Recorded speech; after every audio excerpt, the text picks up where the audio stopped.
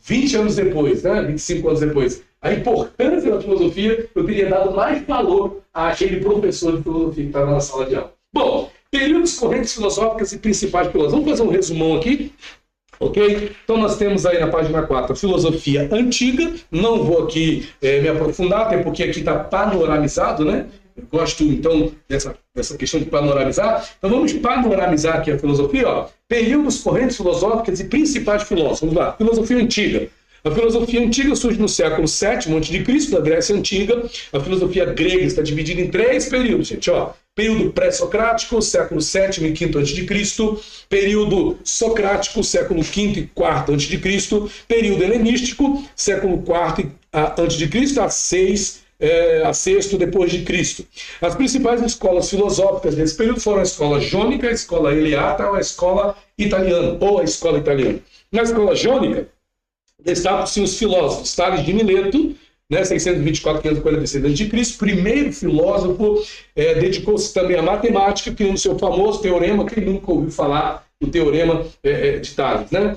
Heráclito, 540-470 a.C., filósofo do fogo, dizia que o mundo estava em constante movimento de transformação. Estava errado esse cara? Não estava, né? Parece até que eles já sabiam o que a gente está vivendo hoje. De fato, o mundo, literalmente, né, está em constante movimento de transformação. Pitágoras, também muito conhecido, 570-495 a.C., filósofo e matemático, é reconhecido como autor do termo filosofia, amor ao conhecimento, já falamos sobre ele. E legal que nós temos aqui o quê? 2 matemáticos, pais da filosofia, olha que legal. Anaximandro, 610-546 a.C., importante filósofo de Mileto. Algumas de suas observações sobre a natureza foram confirmadas pela física moderna mais de 1.500 anos depois. Anaximenes, 588-524 a.C., foi a primeira pessoa a afirmar que a Lua refletia a luz do Sol, gente. Fundamentou sua filosofia no elemento do ar como sendo o princípio de todas as coisas. Olha que legal. Veja, a primeira pessoa a afirmar que a Lua refletia a luz do Sol. Como é que esse cara chegou a essa conclusão? Pensando. Ele pensou, ele olhou para o céu e viu a lua.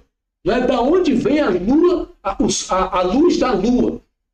Mas o ar, por exemplo, quem que vive sem o ar?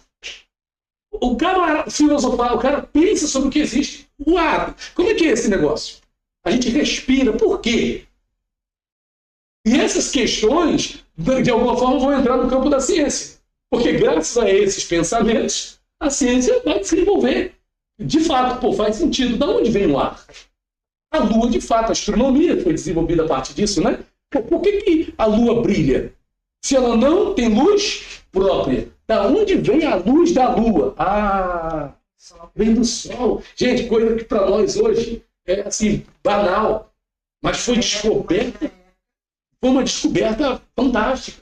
Né? E a gente talvez deveria continuar vendo isso como uma maravilha, né? Bom, já na escola italiana, também chamada escola eleata, temos os filósofos Parmênides, 530-460 a.C., importante filósofo grego, é responsável pela distinção entre aparência e realidade, afirmou o caráter ilusório dos sentidos. Isso aqui é bacana, né?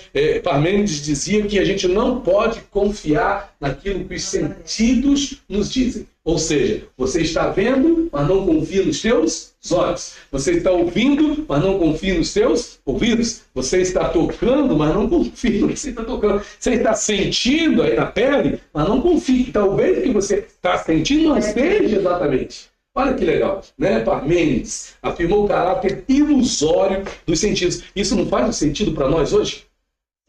Olha aí. Quem? Parmênides trouxe esse pensamento. Zenão, 490-430 a.C., seguindo o pensamento de Parmênides, criou a ideia de um paradoxo representado pela corrida entre Aquiles e a tartaruga, na qual Aquiles jamais consegue alcançá-la. Como é que um Aquiles da vida não vai conseguir alcançar quê? Uma tartaruga? É um paradoxo. Né? Se Aquiles é um homem rápido, como é que ele não vai conseguir passar uma tartaruga? E não é que às vezes isso acontece? O mais rápido fica para trás e o mais lento chega primeiro. Como é que explica isso? É uma coisa impossível? Não. Na Bíblia tem uma palavra que diz: muitos primeiros serão os últimos e os últimos serão os primeiros. Olha que legal. Empédocles, 490-430 a.C., foi o criador da teoria dos 4 elementos, fogo, água, terra e ar, que durou durante séculos. E também não é assim hoje? A gente, querendo ou não vive sob a influência desses 4 elementos? É um nome diferente, né? Um nome Empédocles. É bacana. Não, estou falando, é um nome diferente. Precisa dar o nome de Empédocles pro filho. Filho, Empédocles, vem aqui. Bom, se bem que a gente tem que levar em conta a língua, né? Talvez na língua grega faz todo o... Pode chamar um Zé, um Mané. Um nome simples, né? Górgias, olha aí, Górgias, 485-380 a.C., o mais célebre dos sofistas, desenvolveu a retórica, habilidade de argumentação e afirmou que a verdade é apenas uma questão de convencimento. Olha que legal, afirmou que a verdade é apenas uma questão de convencimento. Então isso aqui é a filosofia antiga, ok? Bom, filosofia medieval. A filosofia medieval desenvolveu-se na Europa entre os séculos I e XVI. Durante o período foram construídas as bases teóricas do pensamento cristão.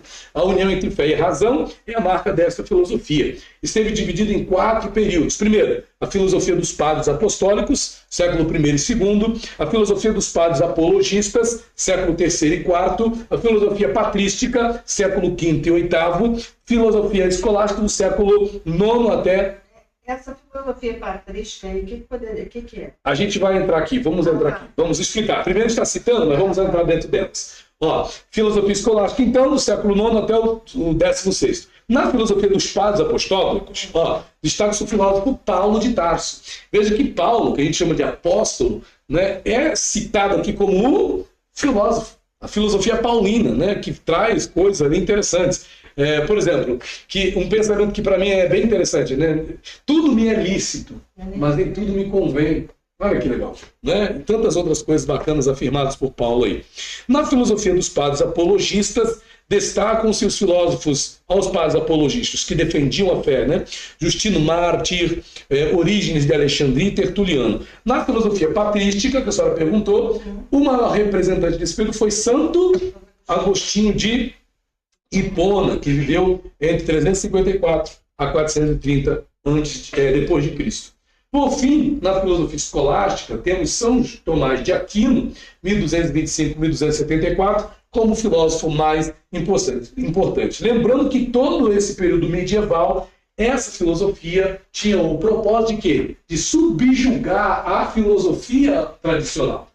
Porque a teologia, como a gente já leu, era colocada acima da filosofia. Então, a filosofia estava sujeita às afirmações da teologia. E é dentro desse período que passa pelos padres apostólicos, pelos padres apologistas, passa pela patrística, passa pela escolástica. Todos esses homens tiveram aí essa influência. Agora vamos falar sobre a filosofia moderna. A filosofia moderna desenvolveu-se entre os séculos XV e XVIII. René Descartes, 1596-1650, é considerado fundador da filosofia moderna com a criação do método cartesiano. É o período do surgimento da ciência como é compreendido nos dias de hoje. O estabelecimento da razão como capaz de dar resposta às questões humanas. Lembrando que antes disso, quem era capaz de dar resposta às questões humanas? E é esse período aqui, da filosofia medieval para a filosofia moderna, que é uma mudança drástica de pensamento. Por quê? Sai a igreja e entra uma nova forma de ver o mundo. Não é mais aquilo que a igreja dizia que valia. Muda aqui, né? Há uma mudança de ideia, há uma mudança de pensamento, há uma mudança de mentalidade, há uma mudança na compreensão dos fatos. A igreja fica para trás, né? E o conhecimento, a racionalidade, a razão avança. E a gente vê aqui, é o período da ciência como é compreendido nos dias de hoje, porque a filosofia moderna chega até os nossos dias, o estabelecimento da razão como capaz de dar resposta às questões humanas. Então, a partir de agora, é a racionalidade que responde às questões humanas. É a razão que vai explicar os eventos da natureza, os eventos da sociedade. É com base na razão que a gente vai entender o quê? O mundo, o universo e todas as coisas que estão acontecendo. As questões de fé, pode-se dizer também que é aqui que vai haver exatamente essa separação entre fé e ciência. onde a fé fica um pouquinho para trás e a ciência assume o lugar. O conhecimento, a racionalidade assume o lugar.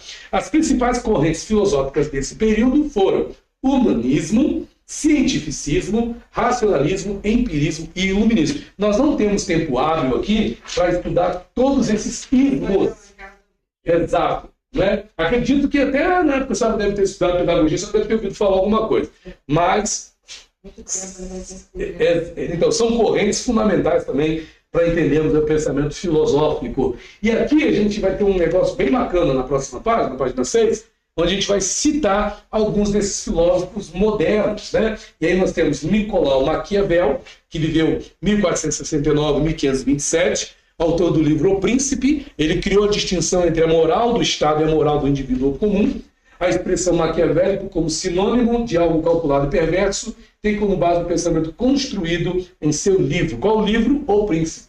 Esse livro onde ele fala da questão do poder, do governo, né, de como o chefe de Estado deve se portar em relação aos indivíduos, essa influência, né, ou essa relação entre quem está no poder e quem é dominado, como é que funciona essa questão. Tudo isso está nesse livro de Nicolau Maquiavel. Nós temos também Michel de Montaigne, 1533-1592, filósofo francês, que se dedicou ao questionamento do comportamento humano e à educação. Então o cara começa aqui a questionar o comportamento humano. Por que que o homem se comporta dessa forma? Por que que o homem se comporta dessa maneira? Por que que o homem age assim? Por que essa pessoa fez isso desse jeito? E isso é uma coisa que nos acompanha hoje. Querendo ou não, um psicanalista vai fazer o quê? Ele vai questionar o comportamento. Por que que essa pessoa está agindo assim? Por que essa queixa? Por que essa angústia? Por que essa forma de agir? Por que essa forma de pensar? Está questionando o comportamento dessa pessoa. E a educação também, pedagogicamente falando, a forma de ensinar, a forma que as pessoas aprendem. E fazendo esse bacharelado nosso em psicopedagogia, na primeira matéria nós tivemos psicologia da educação. Né? Fala ali de Freire e outros pais aí da educação, estou tentando lembrar aqui tanta coisa na cabeça, mas como evolui, como a forma de educar. Inclusive eu estava vendo um grande estudioso dessa área, o Maslow, não, esqueci o nome do camarada, mas ele fala sobre o quê? Sobre a forma que a pessoa tem de aprender.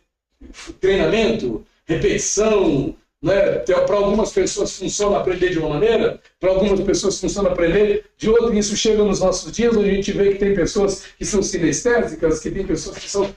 Tem vários tipos, né? De você receber a informação. Tem gente que consegue receber informação me olhando, andando para lá e para cá. Mas para algumas pessoas, eu ficar andando para lá e para cá não vai funcionar. Vai precisar de quê?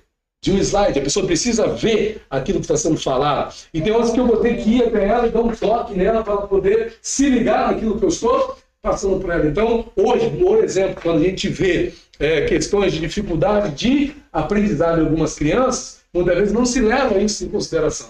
E eu faço aqui uma reflexão em relação a quê? Aos professores de hoje em dia. Eu não estou fazendo crítica, pelo contrário, mas reforçando um pensamento que é o quê? Há uma necessidade de uma reciclagem constante do professor, porque às vezes pode acontecer de um professor, ele está um pouquinho atrasado, precisa fazer uma revisão. Às vezes o cara parou numa abordagem educacional que valia para a década de 80, que valia para a década de 70.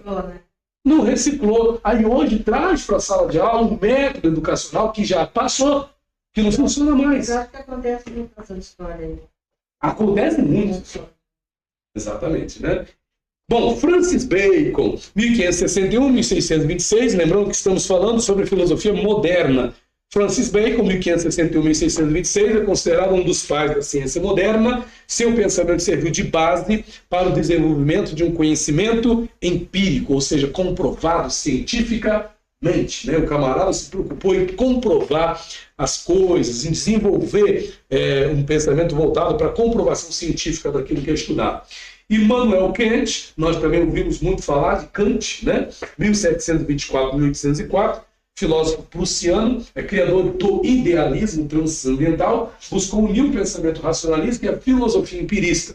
Seu pensamento é compreendido como um dos grandes marcos da filosofia moderna. E detalhe, esses estudiosos eles precisam ser... A gente não pode dizer que em 2, 3 semanas, né, a gente vai pegar e compreender as teorias desses homens todos. A gente para ouvir, né, alguns professores, como eu falei aqui do ESP, da Casa de Saber, e os camaradas até na hora de ensinar, não estou dizendo que eles não explicam bem, explicam muito bem, mas se você não prestar atenção no início ao fim da informação, você acaba não compreendendo realmente o que esse camarada pensa. Então não é simplesmente fazer uma leitura. Você tem que refazer a leitura várias vezes para poder entender o pensamento, por exemplo, de um Kant, né? Aí nós temos Montesquieu, 1689-1755, é o grande defensor da tripartição do poder, executivo, legislativo e judiciário, como forma de garantir um sistema político mais justo. Rousseau, Jean-Jacques Rousseau, filósofo e iluminista, viveu entre 1702 e 1778, afirmou que o ser humano é naturalmente bom selvagem, a sociedade e suas instituições o corrompem. Eu até trouxe aqui um pouquinho mais, né, sobre Rousseau, muito legal, que é o seguinte, ó, para o filósofo Jean-Jacques Rousseau, que viveu numa época em que não existia luz elétrica, ele não existia luz elétrica e muito menos aparelhos celulares, né? As respostas a essas perguntas podem ser respondidas da seguinte forma: o homem nasce livre e por toda parte encontra-se a ferros. Com isso ele quer dizer que o homem possui uma natureza boa que é corrompida pelo processo civilizador. Então, para o Rousseau, o homem é bom, né? Neste caso, bastaria irmos para a floresta e vivermos como nossos antepassados para sermos felizes? Será que é isso, então? Se o homem é bom, então, e a sociedade o corrompe, então se nós nascermos e formos colocados numa ilha deserta, sozinhos, vamos ser bons ali? Será que é isso mesmo? Não, né? Não é essa a proposta de Rousseau. Em sua obra do Contrato Social, ele reflete sobre como deveriam ser as instituições para que possamos ter uma organização social mais justa, que preserve a liberdade, o bem supremo do homem. Então, falamos de Jean-Jacques Rousseau. A teoria da bondade natural do homem, que é a teoria de Rousseau, pode parecer estranha, e mesmo no século XVIII foi objeto de escárnio por parte de filósofos como Voltaire. Contudo, a crítica de Rousseau é direcionada aos poderes exacerbados da razão e da ciência. É muito comum, olha o comentário, agirmos de maneira polida e educada, mesmo quando, na verdade, queremos prejudicar, manipular ou levar vantagem sobre os outros. Isso aqui é tremendo, gente. A gente, às vezes, está agindo de uma forma, mas, na verdade, está querendo esfaquear. Então, você está dando uma de bonzinho, mas, na verdade, a intenção não é ser bom, a intenção é prejudicar. Então, o Jean-Jacques Rousseau faz a gente ter essa reflexão. Né? Exato. É o que a gente chama de hipocrisia. Né? Olha que legal. Para Rousseau, certas normas sociais, ele leva muito em questão essa questão, né, do social, né, afastam o homem da sua verdadeira natureza. O caminho para esse conhecimento primordial, segundo ele, é o sentimento, não a razão. E o progresso científico. Razão põe ordem no mundo, talvez em demasia, segundo o filósofo suíço, segundo Rousseau. Era preciso, então, sentir o mundo. E, segundo ele, qual é a melhor forma de fazer isso? Senão buscando uma comunhão com a natureza, que em suas formas é pura expressão de sentimento e liberdade, que experienciamos, por exemplo, ao contemplar um pôr do sol ou quando caminhamos descalços na rua. Então, Rousseau dá o quê? Valor à questão do sentir. Mais do que o raciocinar, mais do que ser racional, nós temos que sentir. Olha o valor que Rousseau dá para o sentimento. Se a gente se aventurasse a sentir mais as coisas, nós seríamos mais maleáveis, nós seríamos pessoas de fato, como ele acreditava, boas. Mas como a gente é muito mais racional do que sentimental, a nossa tendência é ser o quê? Às vezes acaba a gente levando, se deixando levar pelo que prega a sociedade, que também é o quê? Racional, e acaba não dando espaço ao indivíduo para expressar seus sentimentos. Olha que legal. Puxa vida. Voltaire foi contemporâneo de Rousseau, né? Foi um dos precursores. Detalhe, Voltaire morreu no mesmo ano de Rousseau, os dois. Né? Morreu no mesmo ano, 1778. Foi um dos precursores da ideia de liberdade de expressão. Criticou o poder absolutista e a influência da Igreja Católica sobre a política e sobre as liberdades individuais. Então as pessoas têm o direito de se expressar. E detalhe, quem era que trabalhava para impedir a liberdade de expressão das pessoas? A Igreja.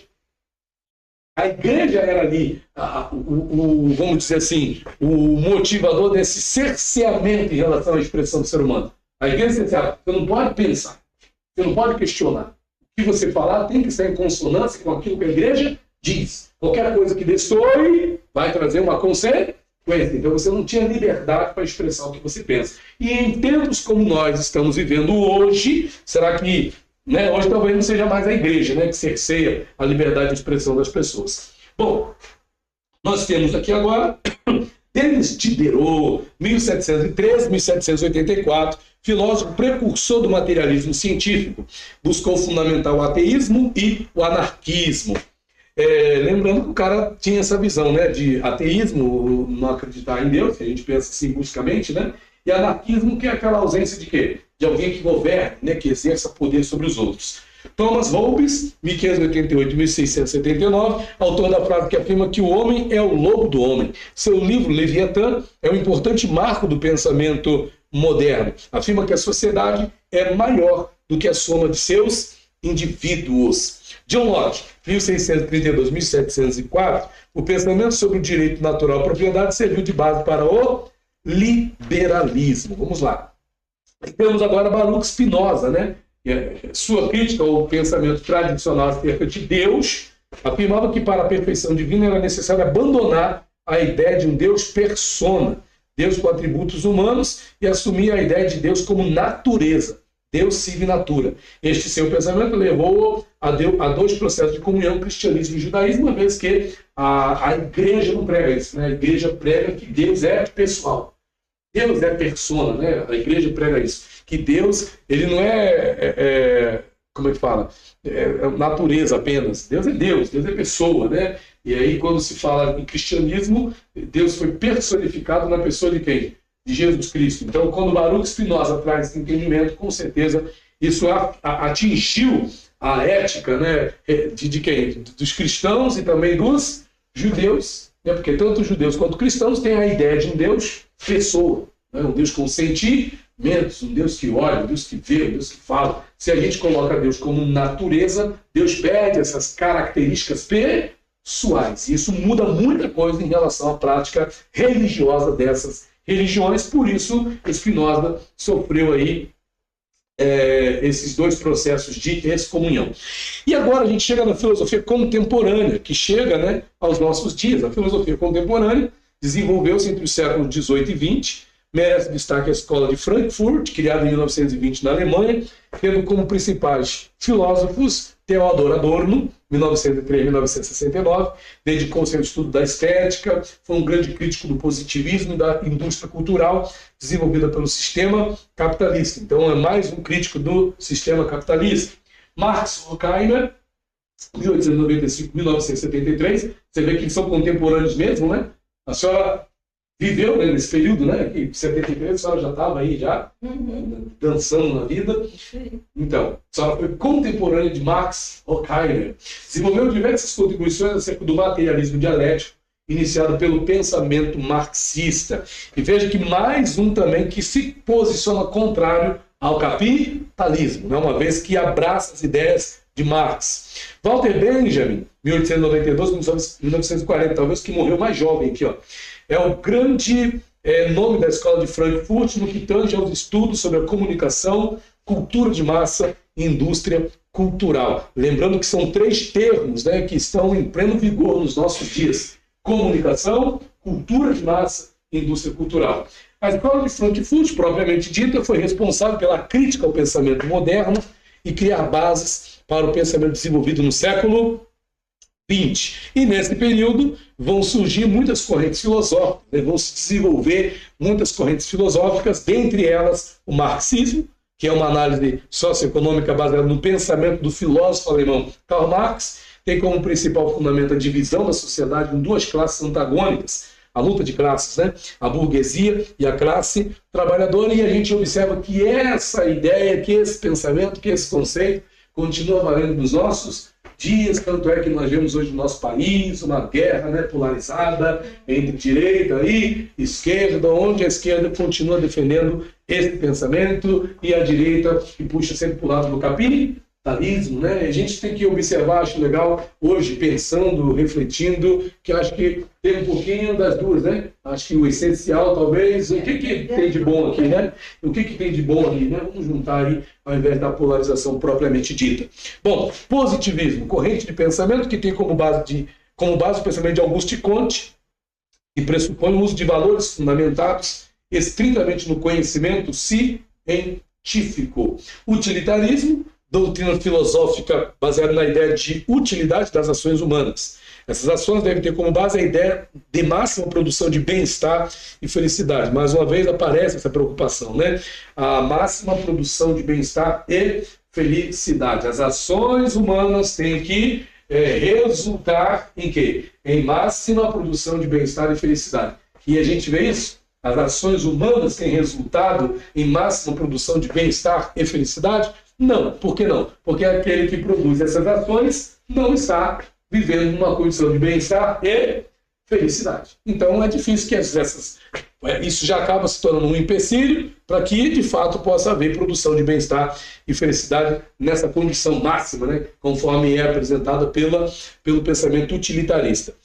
Pragmatismo, escola que afirma que os conceitos estão ancorados em sua relação com a prática, como são usados e, a partir daí, compreendidos. Aí temos o cientificismo, que é o empregado a ideia de resolução de problemas práticos através do método científico. Temos a fenomenologia, corrente que afirma que a compreensão da realidade é dada a partir de fenômenos da consciência, para só então se transformarem em experiência. Então, primeiro está aqui na consciência, e depois se transforma em experiência. Primeiro é mental, para depois se tornar fatual, né?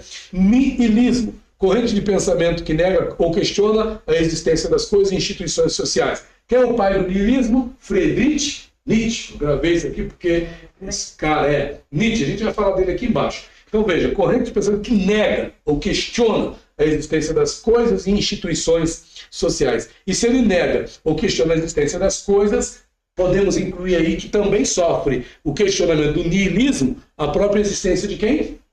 De Deus, ok? Existencialismo, corrente filosófica que possui diversas concepções e conceitos, tem como base a ideia de que o indivíduo atribui sentido à sua própria existência, não havendo uma essência que pré-determine o ser humano. Olha que legal.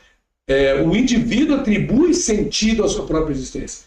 Não é alguém que vai dar sentido, é o próprio indivíduo. Não são fatores externos, não são os acontecimentos da vida, bons ou ruins, que vão dar sentido à sua existência. O sentido da própria existência está no próprio indivíduo. O fato de eu existir já dá sentido para a minha própria existência. Isso aqui também é muito legal. Materialismo, pensamento que tem como base a concepção de que toda a realidade está inscrita em relações materiais. E é legal que a gente vive de fato essa questão, né? Hoje, a cada dia que passa, a gente tende a se tornar cada vez mais materialista, a ponto de sermos definidos não por aquilo que nós somos, mas por aquilo que nós temos, por aquilo que nós conquistamos. A visão de mundo é cada vez mais materialista, né? Estruturalismo, corrente de pensamento que compreende que a interpretação da realidade depende das estruturas, ou melhor, de estruturas e relações que as definem. Estrutura de relações que as definem. E a gente vive num mundo de relações, um mundo relacional. A gente vive para se relacionar com pessoas, né? Quem não se relaciona não vive. Se você vive é porque você tem relação com alguém. A existência pressupõe relacionamento. Além dos filósofos da escola de Frankfurt, merece destaque Michel Foucault, 1926-1984, morreu no ano que eu nasci. Filósofo francês, estudou as formas de controle a partir das instituições e a sua transição da disciplina à vigilância. Deixa eu fazer um comentário sobre Michel Foucault. Eu tenho um livro dele lá em casa, eu tive a graça, né, de ganhar um livro de Michel Foucault, e nessa semana, estudando essa questão da filosofia, o nome do livro que eu tenho é Vigiar e Punir. Ele fala de toda essa questão do sistema prisional, né? O cárcere, a prisão, a história dessa questão do sistema prisional. E tem uma parte do livro que eu estava lendo, eu não estava lendo o livro todo, mas eu tirei livro, passando página para lá, passando página para cá, e tem uma parte que Foucault fala o seguinte, traz uma informação, e ele faz um comentário sobre essa informação. Na verdade, ele traz a informação e abre para a gente fazer um comentário. Olha que coisa tremenda. Na França, 1600 alguma coisa, como é que funcionava essa questão judicial na França? Só a parte da acusação tinha conhecimento dos detalhes do processo. Ou seja, o camarada foi apanhado cometendo algum tipo de crime, foi incriminado por alguma razão, foi acusado, e a polícia lá prendia esse cara, colocava ele dentro de uma cadeia. Ok. Tinha que, então, ter um processo, né, para poder esse cara ser julgado e acontecer a condenação e tudo. Só que o cara estava preso. Ele próprio não tinha conhecimento de nada que estava acontecendo no seu processo judicial. Porque só quem tinha conhecimento era a acusação. A acusação que tinha conhecimento de tudo que estava acontecendo no processo de condenação daquele cara. O que acontecia com isso? O processo andava, era só condenação, condenava o camarada. Mas quais foram as provas apresentadas de que esse cara cometeu o crime? Quem deu algum tipo de... Como é que fala lá no tribunal? Apresentou testemunhas. Quais foram as testemunhas? Quais foram os depoimentos dados? O cara não tinha nenhum conhecimento. A única notícia que chegava para o camarada é que ele foi condenado. E assim ele era preso. Assim aconteceu na França. O camarada era condenado. Eu achei assim, extraordinário esse negócio. Como é que pode? O camarada está preso e ele não tem um advogado. O advogado, né, que deveria correr atrás de informações para poder inocentá-lo. Não tinha essas informações, só a acusação. E eu pensando comigo, pensei, quanta gente inocente. A gente sabe nos nossos dias. Gente que a gente não sabe o nome, a gente não sabe a história, mas que simplesmente por causa, né, de um pensamento, olha só, gente. Isso, a gente está falando de quê? De um pensamento. Como é que pode permitir que um cidadão, que um ser humano seja condenado sem que ele próprio tenha noção do que está levando ele à condenação? Teve uma prova? Teve uma testemunha? Não teve, ele não sabe. A acusação, se o camarada não fosse um cara muito agradável, vou condenar esse cara. Ele condenava, pronto, acabou. Onde é que está a justiça nisso, né? Então, Michel Foucault traz esse dado e achei muito interessante aqui poder comentar isso com vocês. Bom, falei do que aqui? Michel Foucault. Aí agora temos aqui Friedrich Nietzsche, esse que me chama muita atenção, né? Friedrich Nietzsche, 1844 e 1900. Nietzsche. Eu tenho aqui algo sobre Nietzsche, deixa eu ver aqui. Acho que eu tenho aqui um negócio sobre Nietzsche aqui, um acréscimo, né? Sobre Nietzsche, olha só. Filósofo alemão crítico da moral cristã. Olha só, crítico da moral cristã. É dele a frase que afirma que Deus está morto. E essa frase deu pano para manga, até um filme cristão, né? Deus não está morto. Com base nessa frase de Nietzsche, que afirmou que Deus está morto. Dizem, né, os que estudam Nietzsche, que não necessariamente ele era um ateu ou ele era antissemita. Nietzsche não era antissemita, pelo contrário, falava muito bem dos judeus. E ele veio de uma família tradicionalmente cristã. Mas nos estudos, ou por alguma razão, Nietzsche chega a essas conclusões, torna-se filósofo, estuda e chega a algumas concepções que afetam e fazem ele pensar contrário à moral cristã. E ele vai ter 3 conceitos aqui, são 3, né, que eu quero assim, só citar aqui para a gente. 4 conceitos, olha só, 4 conceitos de Nietzsche. Você pode estudar mais sobre vontade de poder, é um conceito de Nietzsche. O que é isso? É uma força motriz fundamental da natureza humana, né? A força motriz fundamental da natureza humana, vontade de poder. Todas as ações humanas e naturais estão à busca pela realização da vontade de poder. Essa não é apenas uma busca de poder sobre os outros, mas também sobre si mesmo e autossuperação. Legal, é um conceito de Nietzsche. Outro, transvaloração dos valores. Nietzsche criticou a moral tradicional e os sistemas de valores como o cristianismo e propôs uma revisão radical desses valores. Nietzsche insistiu que o modo de ver o mundo associado à moral de rebanho seria uma perspectiva inferior à perspectiva do Senhor, própria daquele a que chama de super-homem. Por isso, Nietzsche defendeu a necessidade de indivíduos questionarem e reavaliarem seus valores pessoais e morais, buscando nova ética que fosse mais alinhada com a vontade de poder. Veja, Nietzsche defendeu a necessidade dos indivíduos questionarem e reavaliarem seus valores pessoais. Olha isso. Nietzsche, como é que ele fala? Incentiva os indivíduos, incentiva os indivíduos a questionarem e reavaliarem seus valores pessoais. Não é isso que um psicanalista leva uma pessoa a fazer dentro do consultório? A quê? A questionar, a reavaliar seus valores pessoais. Olha que legal. E sua moral?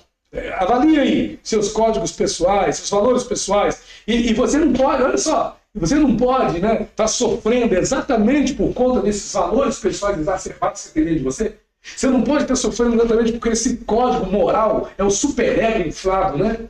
Superego demais, é muito amoral demais, é muita ética demais. E isso faz a pessoa o quê? Porque tudo que a pessoa vai fazer, ela traz com ela, eu não posso fazer isso não. Não posso fazer isso não. É um bloqueio, é uma limitação, é uma repressão interna que a pessoa carrega e não é uma causa de sofrimento. A pessoa que traz esse código moral muito elevado, ela vai ser ali, vamos falar uma questão, até eu uso muito essa questão do palavrão, né? Eu não posso falar palavrão. Por que eu não posso falar palavrão? Porque se eu falar palavrão, eu não posso fazer isso. Por que eu não posso fazer isso? Eu não posso, a questão é uma brincadeira, não só uma reflexão. Eu não posso ouvir música secular, porque eu sou crente, eu sou evangélico. Se eu ouvir, eu vou para o inferno. Eu não posso, estou casado com mulher, não posso me separar dela. O casamento está uma droga, está tudo horrível, a casa está caindo, mas eu não posso me separar. Não posso, mas eu quero. Não estou feliz naquele casamento, mas eu não posso. Por que eu não posso? Porque a minha religião, porque meus pais, porque não sei quem. E a gente tem várias histórias. E Nietzsche traz essa ideia. A necessidade dos indivíduos questionarem e reavaliarem seus valores pessoais e morais. Isso vale muito para a prática psicanalítica. Então, de certa forma, a filosofia ela não contradiz a psicanálise. De certa forma, ela acaba sendo o quê? Um fundamento para a gente analisar o indivíduo que chega até nós. Outro conceito de Nietzsche, para a gente avançar aqui, amor fati. Esse conceito de amor fati, exatamente isso. Amor fati é uma expressão, amor fati, F-A-T-I, fati. É uma expressão em latim, que pode ser traduzida como amor ao destino, ou amor ao que é necessário. Nietzsche a utilizou algumas vezes para representar a ideia de que alguém deve aceitar e abraçar completamente tudo o que acontece em sua vida, seja bom ou ruim. Olha, como parte inalterável do destino. Isso implica que, em vez de resistir ou se lamentar sobre as situações que não podemos controlar, devemos abraçá-las com paixão e aceitação, vendo cada evento como parte essencial de nossa jornada. Ou seja, dona Vânia, foi necessário a senhora tomar aquelas tapas na mão por escrever com a mão direita, com a mão esquerda, porque todo mundo queria que a senhora escrevesse com a mão direita. Foi necessário experimentar aquele cocô de cachorro. De alguma forma, isso foi bom. Olha o pensamento de Nietzsche. E o que eu pensava de Nietzsche, particularmente, até então, é que o Nietzsche era um doidão. Mas olha só a lógica do camarada. Olha como isso contribui para a gente analisar certas coisas.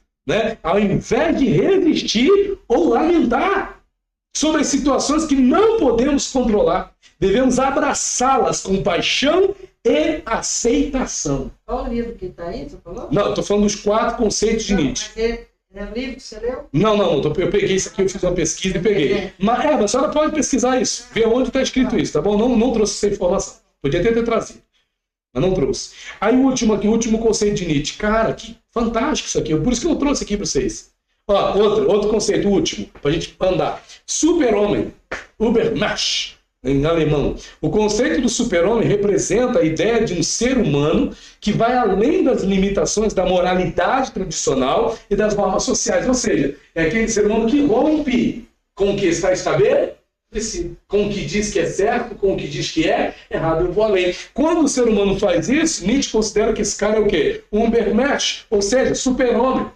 Ele é super-homem porque ele rompe com as limitações da moralidade tradicional e das normas sociais. O super-homem é capaz de fazer a transvalorização dos valores, isso é, de criar seus próprios valores e viver de acordo com a sua vontade de poder, em vez de se conformar às convenções estabelecidas. Dona Vânia. Eu gosto. É o super-homem. Muito quietinho. Gente, isso é fantástico. Isso é fantástico. O que a gente tem dentro? O que a gente vai ajudar um paciente? A ser o quê? Assim, o super-homem que a gente está acostumado é aquele que voa, né? Clark Kent. Esse a gente nunca vai ser. A gente nunca vai voar.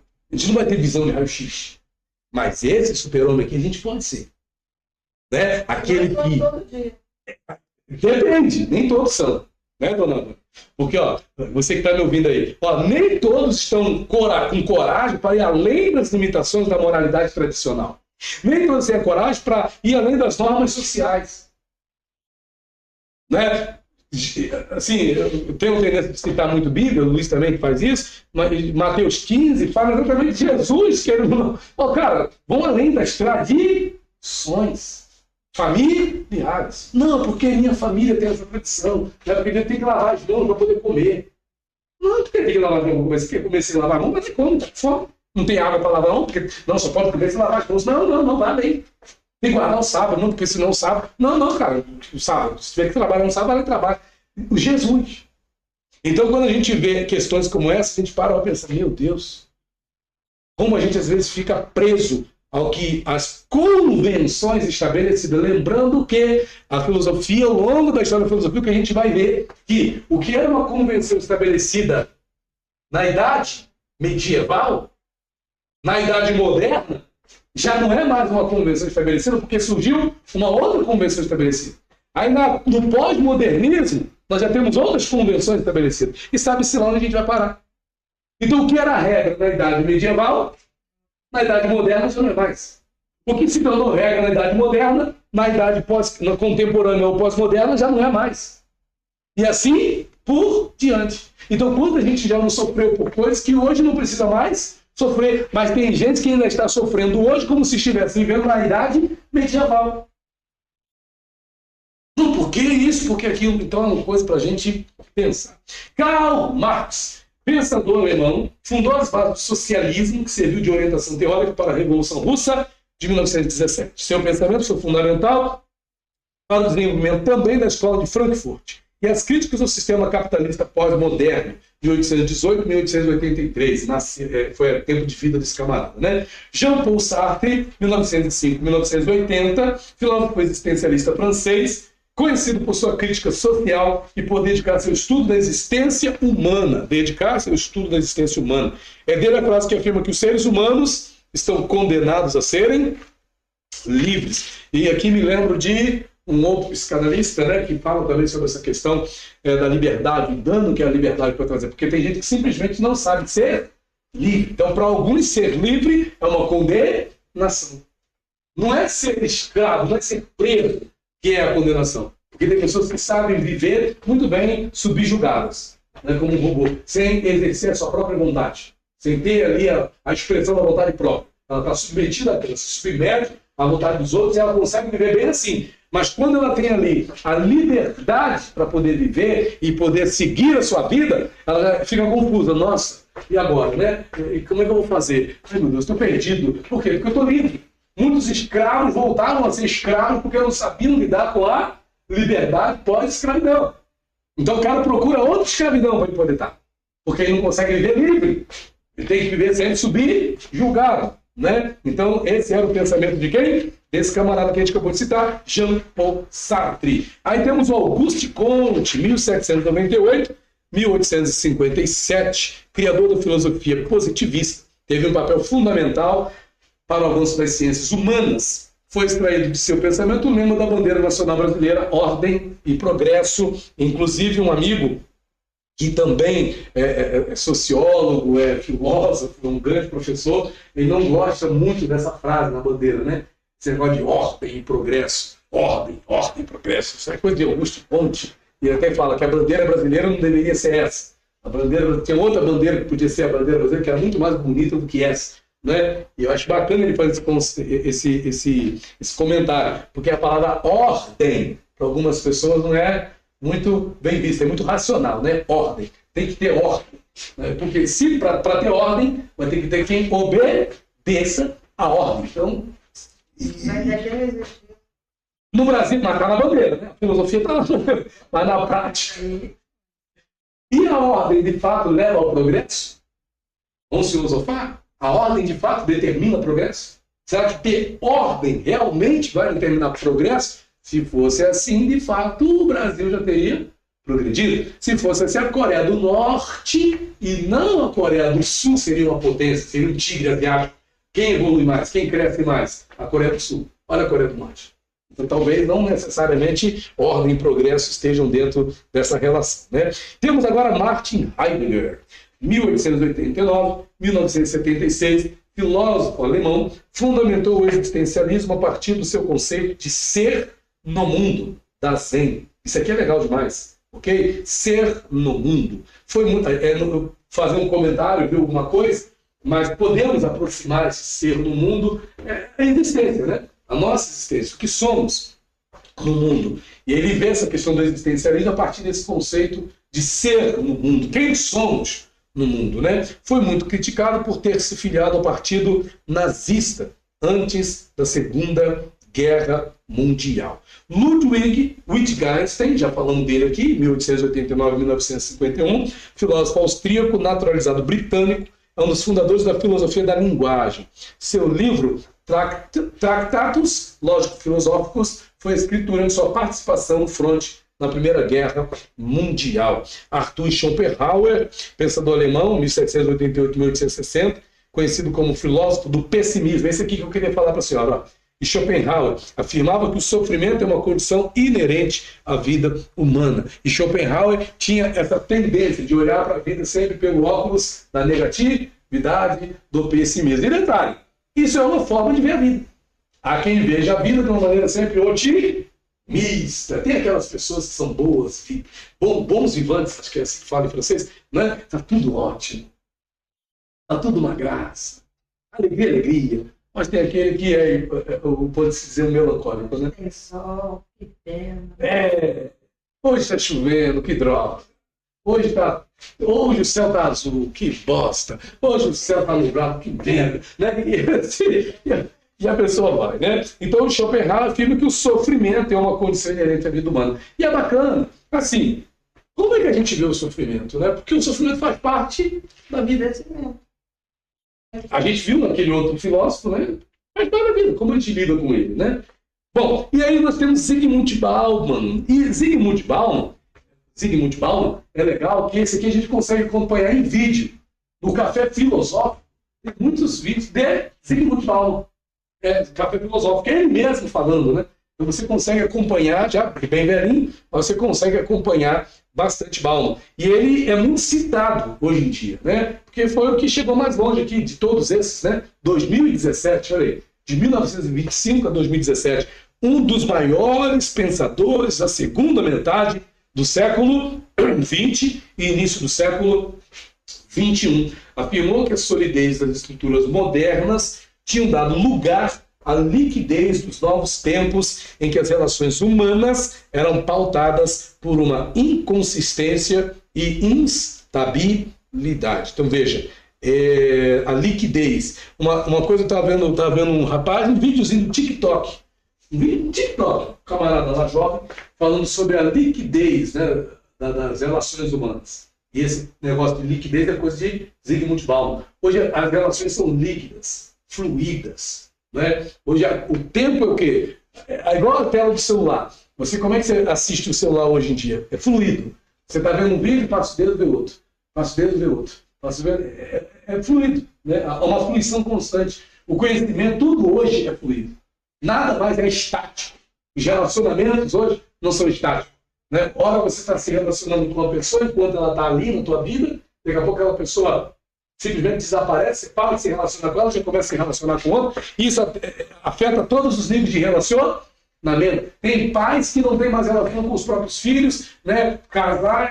Pessoas que foram casadas e hoje já não são mais casadas e não têm mais relações. E, quer dizer, tudo é líquido, né? Tudo é fluido nesse tempo. Então aqui, ó, afirma que a solidez das estruturas modernas tinham dado lugar à liquidez dos novos tempos que a gente vive, em que as relações humanas eram pautadas por uma inconsistência e instabilidade. O que é consistente? O que é firme hoje? O que é estável hoje? Nada é. O que é duradouro hoje? Nada é duradouro.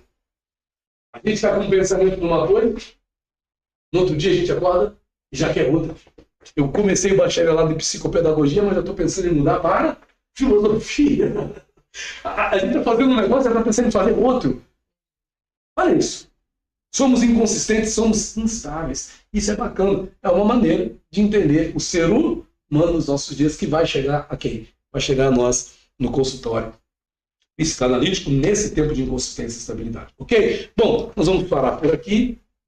Espero ter aí ajudado nessa panoramização, como eu disse, né? Nós não nos atemos a muitas explicações, mas a panoramizar esses conceitos, essa base da estrutura filosófica. No próximo bloco, daqui a pouquinho a gente volta aí, daqui a 1 hora, para falar do discurso filosófico e discurso psicanalítico. Ok? A gente volta aqui, ó. 1 hora? 1 hora, 1 hora e 15. Ok. Tá bom? Show.